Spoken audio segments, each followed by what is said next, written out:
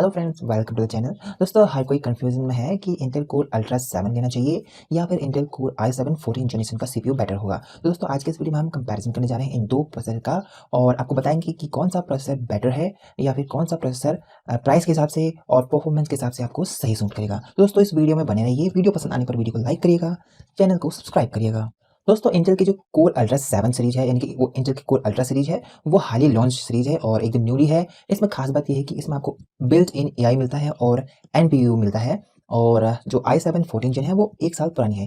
दोस्तों, सबसे पहले कंपैरिजन तो यही है ओल्ड और न्यू का। और इंटेल कोर अल्ट्रा 7 की जो बेस फ्रिक्वेंसी है वो 3.9 गीगाहर्ट्ज की है, जबकि जो i7 14 जनरेशन वाला है उसकी जो बेस फ्रिक्वेंसी है वो 3.4 गीगाहर्ट्ज की है। और आइए जानते हैं इनके डिटेल रिव्यूज। और तो दोस्तों, चलिए आगे चलते हैं। दोस्तों, जैसे कि आप देख पा रहे होंगे, सिंगल कोर परफॉर्मेंस की बात करें तो अल्ट्रा 7 यहाँ पर 92 तक जाता है। इसमें आपको जो परफॉर्मेंस यहाँ पर कंपैरिजन किया गया है वो 1 से 100 तक के बीच में किया गया है, तो आप यहाँ पे नंबर्स देख सकते हैं। और अगर मल्टी कोर परफॉर्मेंस की बात करें तो अल्ट्रा 7 यहाँ भी थोड़ा आगे है। वहीं i7 14 जनरेशन वाला आपको यहाँ पर थोड़ा पीछे दिखेगा, सिंगल कोर में भी और मल्टी कोर में भी। और पावर एफिशिएंसी की बात करें तो यहाँ पर कोर अल्ट्रा 7 यहाँ भी आगे है। और इंटीग्रेटेड ग्राफिक्स में बात करें तो यहाँ पर आपको आर्क ग्राफिक मिलता है, एक बेटर ग्राफिक्स मिल जाते हैं देन 14 जनरेशन और बाकी जनरेशन से। तो यहाँ पर आपको जो ग्राफिक्स हैं वो भी काफ़ी अच्छे मिलते हैं। 3D इंटेंसिव टास्क आप इसमें कर सकते हैं, बेटर गेमिंग कैपेबिलिटीज आपको मिल जाती हैं। जबकि जो इंटेल की 14 जनरेशन है वो ट्रेडिशनल इंटेल यूएसडी ग्राफिक्स पर ही आती है। वहीं यहाँ पर अगर हम सीपीयू रेटिंग की बात करें तो आप देख सकते हैं सीपीयू रेटिंग में भी आपको कोर अल्ट्रा 7 आगे दिखाई देता है। और फ्रेंड्स, बात करते हैं बेंचमार्क टेस्ट की, तो यहाँ पर अल्ट्रा कोर 7 यहाँ भी आगे है सिंगल कोर में। एंड यहाँ पर मल्टी कोर की बात करें तो यहाँ भी आपको 4% की यहाँ पर एक्स्ट्रा यहाँ पर आपको नंबर्स मिल जाते हैं अल्ट्रा कोर 7 में, जबकि i7 14 जनरेशन पीछे हो जाता है 11% यहाँ पे, और सिंगल कोर में भी और मल्टी कोर में 4% पीछे हो जाता है। तो ये डिफरेंसेस आपको साफ साफ दिखाई पड़ रहा है। यहाँ पर भी आप देख सकते हैं geek bench single core performance और मल्टी कोर परफॉर्मेंस। तो यहाँ पर सिंगल कोर परफॉर्मेंस में अल्ट्रा 7 5% आगे है और जबकि मल्टी कोर में भी आपको 6% आगे दिखाई देता है। तो ये सब दोस्तों बहुत ही बेहतरीन यहाँ पर परफॉर्मेंस कही जाएगी विथ एआई और एनपीयू सपोर्ट के साथ आपको ये इंटेल अल्ट्रा सीरीज मिलती है, जो कि काफ़ी अच्छी परफॉर्मेंस आपको प्रोवाइड करती है गेमिंग में, मल्टीटास्किंग में और अदर टास्क में भी। यही बात करते हैं पास मार्क की, तो यहाँ पे पास मार्क में दोस्तों जो अल्ट्रा 7 है उसके स्कोर्स यहाँ पर अवेलेबल नहीं है, जबकि जो i7 14 जनरेशन वाला है उसके स्कोर्स आप यहाँ पर देख सकते हैं। ओवरऑल देखा जाए तो अल्ट्रा 7 यहाँ पर बेटर ही होगा क्योंकि वो नया जनरेशन में है और उसका जो आर्किटेक्चर है वो 3 नैनोमीटर पे बना हुआ है। लेकिन दोस्तों, प्राइस की बात करते हैं तो इंटेल i7 14 जनरेशन काफ़ी चीप प्राइस में मिल जाता है देन इंटेल कोर अल्ट्रा 7। तो इनके जो प्राइसेस हैं और इनके जो बाइंग लिंक है मैंने आपको वीडियो की डिस्क्रिप्शन बॉक्स और कमेंट बॉक्स में दे दिया है, वहाँ पे इनका प्राइस आप चेक कर सकते हैं। जानते हैं इनके स्पेसिफिकेशंस के बारे में। तो यहाँ पर आप देख सकते हैं जो इंटेल अल्ट्रा कोर 7 है वो 11 अक्टूबर 2024 को रिलीज हुआ है, और जबकि जो i7 14 जनरेशन वाला है वो आपको पिछले साल 16 अक्टूबर को रिलीज हुआ दिखता है। दोनों ही डेस्कटॉप प्रोसेसर हैं और इनका जो आर्किटेक्चर है वो आप देख सकते हैं 86 और 64 पे बना हुआ है। जो कोड नेम है वो अल्ट्रा 7 का एरो लेक है, जबकि 14 जनरेशन का रैप्टर लेक है। और मॉडल नंबर आप देख सकते हैं अल्ट्रा कोर 7 का 265K है, जबकि i7 14 जनरेशन का आप देख सकते हैं सिंपल है i7 14 700K। तो ये तो मिनिमल डिफरेंसेस हैं। और जबकि यहाँ पर मेन डिफरेंसेस यहाँ पर आपको जीपीयू में मिलता है।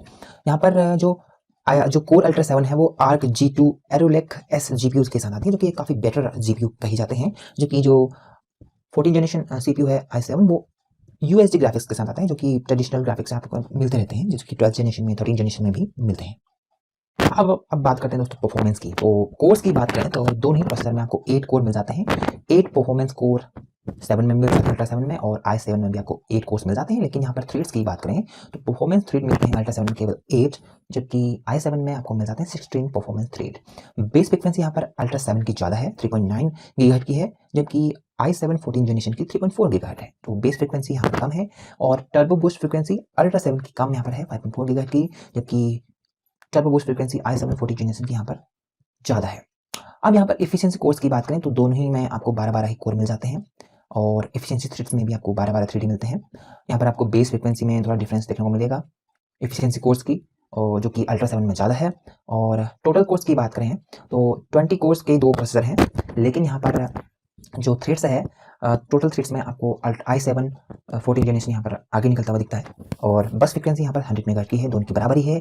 मल्टीप्लायर 39 इंटू है, यहाँ की 34 इंटू है। और L1 कैच की बात करें तो यहाँ पर आप डिफरेंस देख सकते हैं, L1 कैच अल्ट्रा 7 का ज़्यादा है, L2 कैच भी अल्ट्रा 7 का ज़्यादा है, जबकि जो L3 कैच है वो 33 MB के साथ i7 14 जनरेशन का ज़्यादा है।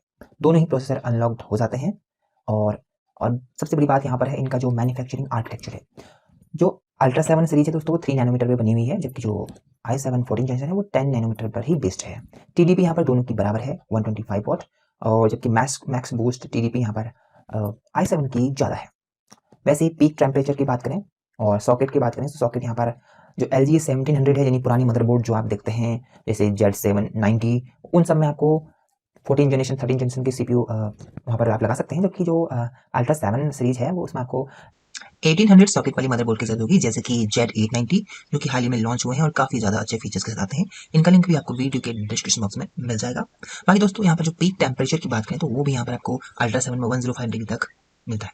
इंटीग्रेटेड ग्राफिक्स एंड IGP की बात करें तो अल्ट्रा 7 ही यहाँ पर आगे निकल जाता है, क्योंकि इसमें आपको इंटेल आर्क G2 की प्रोसेसर जीपीयू मिलता है, जो कि काफी अच्छा है देन इंटेल UHD ग्राफिक्स। इसमें आपको जो बूस्ट क्लॉक फ्रीक्वेंसी मिलती है वो 2000 मेगाहर्ट्ज तक की मिल जाती है। साथ ही बात करते हैं इनके मेमोरी सपोर्ट की। तो यहाँ पर दोस्तों जो अल्ट्रा 7 वो मेमोरी को सपोर्ट करता है, न्यू मेमोरी जिसकी DDR5 की 6400 मेगाहर्ट्ज तक की, जबकि जो पुराने वाला यहाँ पर i7 है 14 जनरेशन, उसमें आपको DDR4 और DDR5 दोनों मेमोरी का सपोर्ट मिलता है। मैक्स मेमोरी यहाँ पर सपोर्ट करते हैं 192 GB तक, और इन सभी का लिंक आपको वीडियो के डिस्क्रिप्शन बॉक्स में मिल जाएगा इन दोनों प्रोसेसर का। साथ ही इनसे सपोर्टेड आपको मदरबोर्ड्स का लिंक भी मिल जाएगा। तो दोस्तों परफॉर्मेंस में तो अल्ट्रा 7 यहाँ पर बेटर है देन i7 14 जनरेशन। लेकिन दोस्तों इसके प्राइस की बात करें तो प्राइस के मामले में भी अल्ट्रा 7 आपको काफी यहाँ पर महंगा दिखाई देता है, काफी ज्यादा इसका प्राइस है अभी। और यहाँ पर गेमिंग की बात करें तो 14 जनरेशन प्रोसेसर भी गेमिंग के लिए और मल्टीटास्किंग के लिए काफी अच्छे हैं। तो इन दोनों का लिंक आपको वीडियो के डिस्क्रिप्शन और कमेंट बॉक्स में मिल जाएगा। वीडियो देखने के लिए धन्यवाद दोस्तों।